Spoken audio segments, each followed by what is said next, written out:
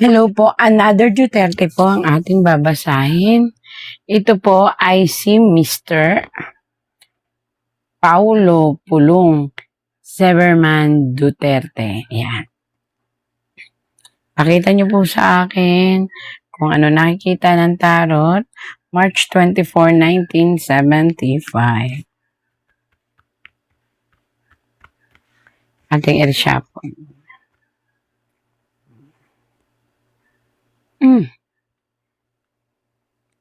Itong taong ito ay kumbaga hindi mo siya mapagsasalita ng mga bagay-bagay kasi lagi lang siya nakatingin. Kung di mo tatanungin, hindi sasagot at nakangiti lang. Marami siyang, eto yun na, kaya nakita nyo, isang bata na full of love siya. Kaya ganun ang karakter niya at makananay to ha. Mapagmahal siya. Eventually, hindi siya nagsasalita sa lahat ng sinasabi niya na pagmamahal. Ano siya? Malambing lang kung lalambing, pero pag nagsalita, andon na. Mapagmasid din tong taong to ha. Kaya minsan, mamimisinterpret siya na masungit. Kasi talaga minamatyagan niya ang mga bagay-bagay. Why? Because siya ay isang March 24. Ang March 24 ay pag hindi mo siya talaga kinausap, rather be magkakapanisan kayo ng laway. Pero once na makilala mo na siya, naku po, ikaw na ang mauubusan. Ano siya? Mabiro. Pagkatapos, talagang kakausapin ka niyang kakausapin. Pag nag-get together na kayo or nagkakilala na kayo. Pero sa unang tingin, parang makikita mo, sungit naman ito. Pero hindi. Masyado naman itong burgis, pero hindi. Ganon ang kanyang karakter. Strong siya, para siyang ang tatay niya. Alam nyo, silang magkakapatid, napansin ko one in common. Meron silang something in common na pagdating sa batas, mahigpit. Talagang gusto nila ang disiplina at ang gusto nila ay kapayapaan at mabuting resulta. Na nakuha nila siguro ito, ayan, namanan nila sa kanilang ama. So kapag sila humawak ng isang sitwasyon o ng isang tiwala ng tao, pinaninindigan nila. Kinakailangan nilang lubos-lubusin. Mag-ingat lang siya kasi ang daming nagtatry na sirain siya. At may isang babae, hindi ko siya kilala, pero nakaupo siya bilang isang mambabatas din. Di ko lang alam kung anong porte ng mambabatas ba. Nasa Congress ba siya? Nasa Senate? Hindi naman sinasabi dito ng tarot. Ang sabi lang, pag-ingatan ang isang babae na sa ama siya may galit ha. Pero pati mga anak is idinadawit niya at talagang iniimbestigahan niya. Isang babae. At isang lalaki na nakaupo sa trono, maaaring ito'y sundalo or police or something, dyan lang mamimili. Basta ito'y isang lalaki na ito ay super ang galit, pakaingatan, kasi ito yung talagang kahit walang ginagawa is kakalkalin at kakalkalin, mag-iimbestiga at mag-iimbestiga. Pero yun nga, hindi siya nagtatagumpay kasi may emosyon siya. Ayan dalawa sila, etong puti is babae.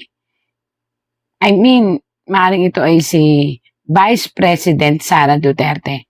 At itong isa ay lalaki.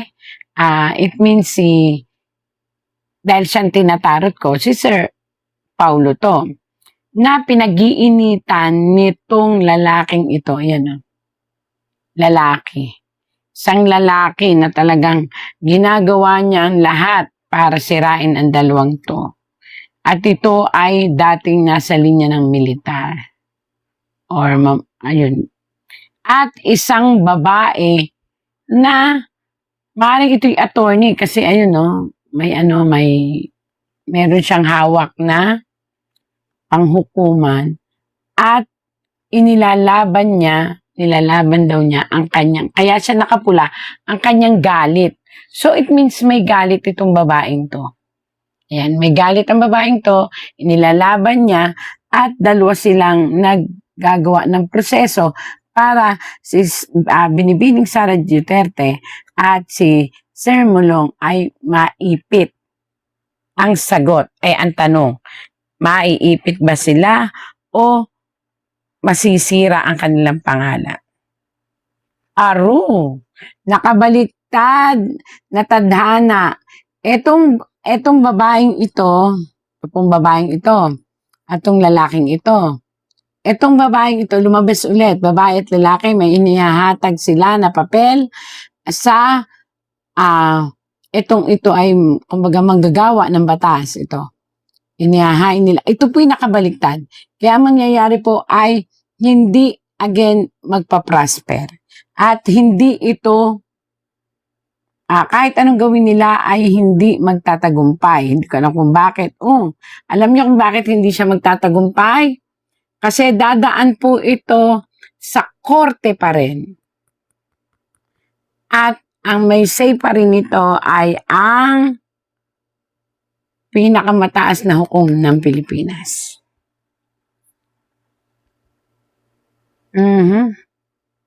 Alam mo kung ako po dun sa mga nagbibigay ng aligasyon, ito, nakabaliktad. So, ibig sabihin, yung ibinibigay na aligasyon ay sa kanila, kay Paulo at kay Sara, ay maaaring pag-usapan lang pero ito'y mababasura or ito ay mapupunta sa kamatayan ng paglimot. Ibig sabihin, may lalaban at lalaban, hindi man ang dalawa ang lumaban, pero may makakalaban ang mga taong yan na kumbaga parang savior. Kusang may darating na mga savior para itong magkapatid na ito ay tulungan. Na may pamulat sa mga tao na yung mga ginagawang kaso sa kanila ay mali. Di ko alam, binabasa ko lang. Ayan o, nakita nyo yan? May mga protesta ng mga tao. May mga paglilinaw na gagawain ang mga maglulutangan. Naku po, Diyos ko, may mga lulutang pa na ebidensya na magpapawalang sala sa magkapatid kung ano man ang inyong ibatong kaso. At pagkaingatan ang pagkakaroon ng isang matinding adhikain ng mga taong magkaisa-isa. Ayan po. Magkakaroon po ng isang mensahe kung saan nakabaliktad na po ang lalaking ito. Ang lalaking pong ito, ang ibig sabihin po, ito ay simbolo ng kawalang hustisya. Ibig sabihin, makikita, kaya po siya nakadikit sa puno. Ang puno po ay ang pinakamatibay na batas kung ang hukom at ang mga tao. Ibig sabihin po nito, may hinihintay lang po si Juan de la Cruz. Pag sinabing Juan de la Cruz, nickname, lang po, using name lang yon, pero it pertains and it's saying na Juan de la Cruz, mga tao, tayo, yan. Ibig sabihin, nagre-represent lang ang pangalang Juan de la Cruz sa mga mamamayan ng masa ng tao. Magkakaroon ng isang maatikabong pagsasama-sama ng mga tao. Wala na itong, anong tawag dito? Wala na itong pinipili. Lahat ay lalabas at lahat ay makikialam. Malapit na po ito. Yung po ang sabi ng tarot. Makikialam, lumabas po kay Sir Pulong. May mga maglalabasan sa karsada ng mga tao, grupo ng mga tao, at mula doon po ay mag-uumpisa ang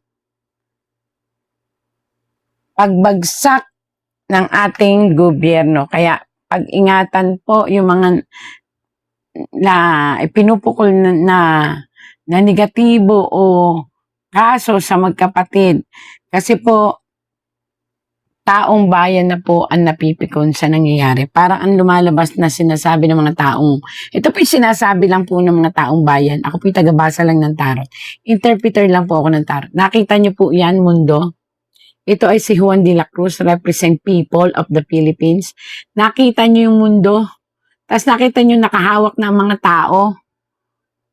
Ibig sabihin po, nawawalan na sila ng kredibilidad na ang ginagawa ng ating gobyerno ay para pa rin sa kay Juan de la Cruz, para pa rin sa atin. Parang nape-personal na po. Kaya yung mundo nakaganon. Parang umiikot na lang ang kaso, ang lahat ng problema sa pamilya na gusto nilang ibagsak ang pamilyang Duterte. At yun po ikinagagalit ng mga tao. Kaya maghinay-hinay po kayo.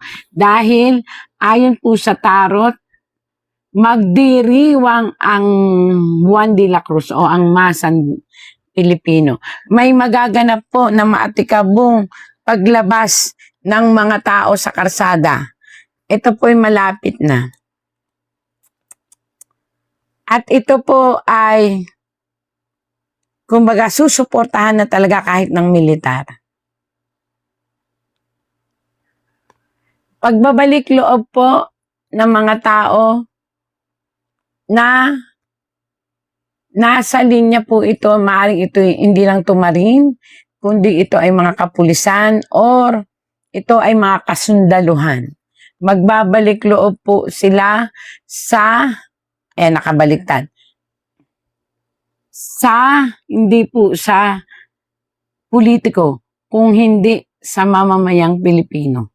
Ibig sabihin, makikisama na sila sa mamamayang Pilipino, hindi po sa politiko. At ito ay kahit hadlangan, ay hindi na po mahadlangan.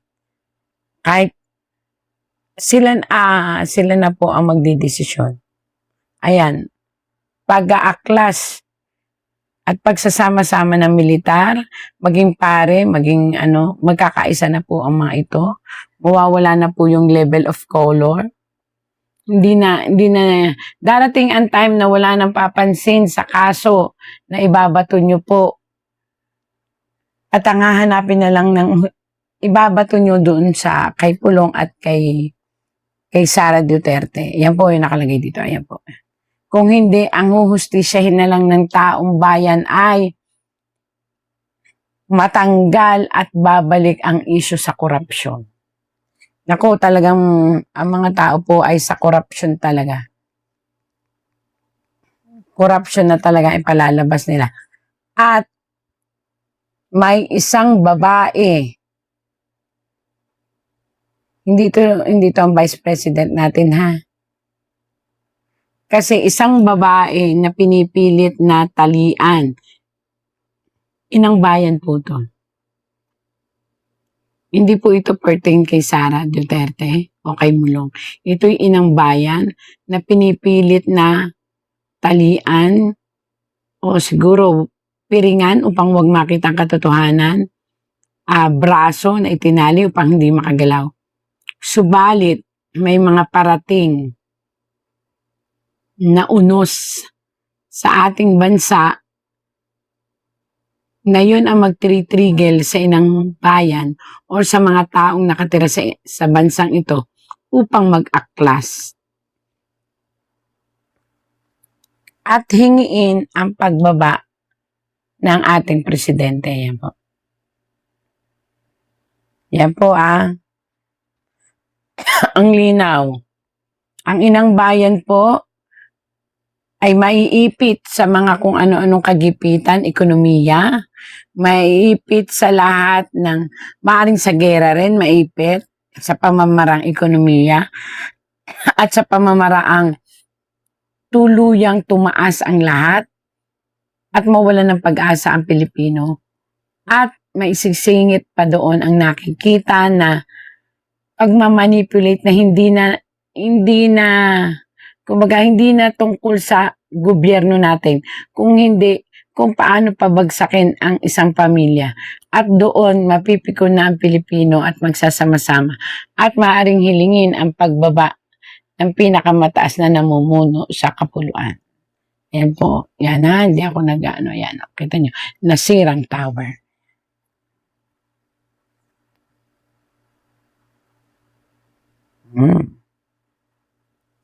Nakita nyo po ito?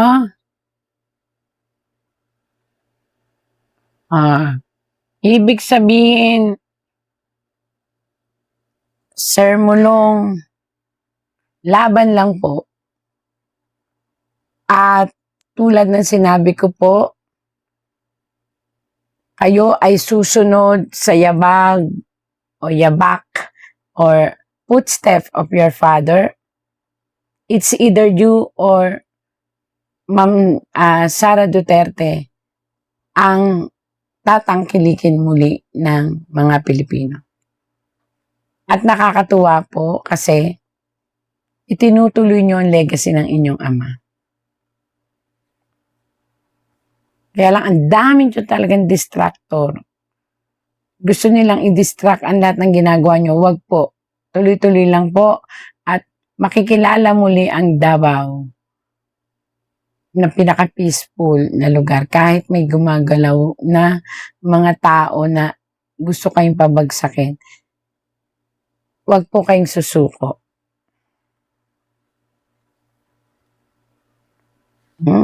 May magandang linaw na matatanggap mula sa kaso ng iyong ama.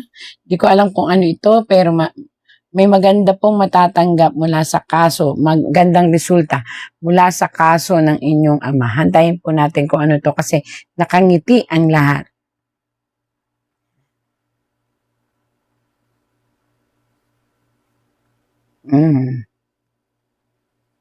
Mag-ingat po sa pagbibitaw ng mga salita. Hayaan na lang po kung sino man po yung naninira or gumagawa ng kaguluhan or mga salita. Wag na muna pong mag-change ng comment na hindi maganda. Tahimik lang kasi ang universe ang mismong gagalaw para sa inyo. Ayan.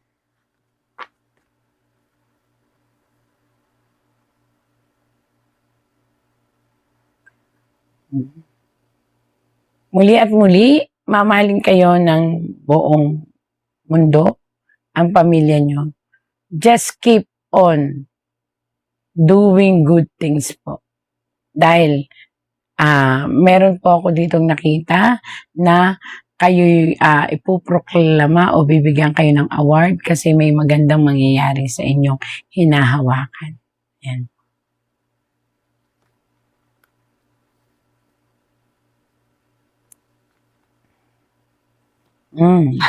Kaya ko po ito hindi binasa. Alam niyo ko po kung ano ito.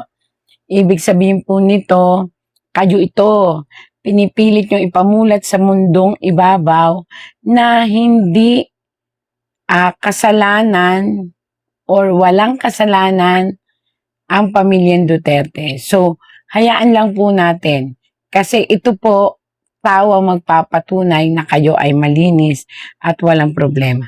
Malalampasan nyo po lahat ng obstacle, lahat ng ibinabato sa inyo, questionin kayo financially, basta recorded at alam nyo nang yun naman ang hinahanap sa inyo.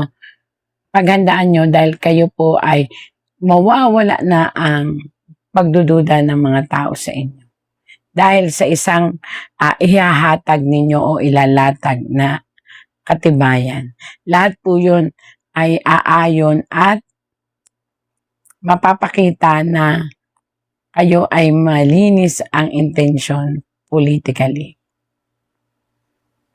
Sa health, stress lang po ito at saka acid reflux. Mag-ingat po ha. Masyado pong maiinit ang mata ng mga kalaban sa inyo. So, hindi po safe ang buhay ninyo magkakapatid. Lagi kayong may death threat or may mga nakaabang na gusto kayong masaktan. Kaya ingat lang po. Again and again po, para po sa mga tao ng buong mundo. Lalo na sa mga nakakaranas ngayon ng gera, dasal lang po. At malalampasan din po natin. At sa mga bansa po, hinihiling ko po sa inyo, kagaya po ng Japan at ng China, sana po, wag na po tayong sumunod pa sa Iran at Iraq. O ano, sana po magkasundo-sundo na. At para po, lahat ay maging okay. Again and again, sa lahat ng ginagawa natin, there is always God watching us. And God always sent miracle every day. Bye-bye.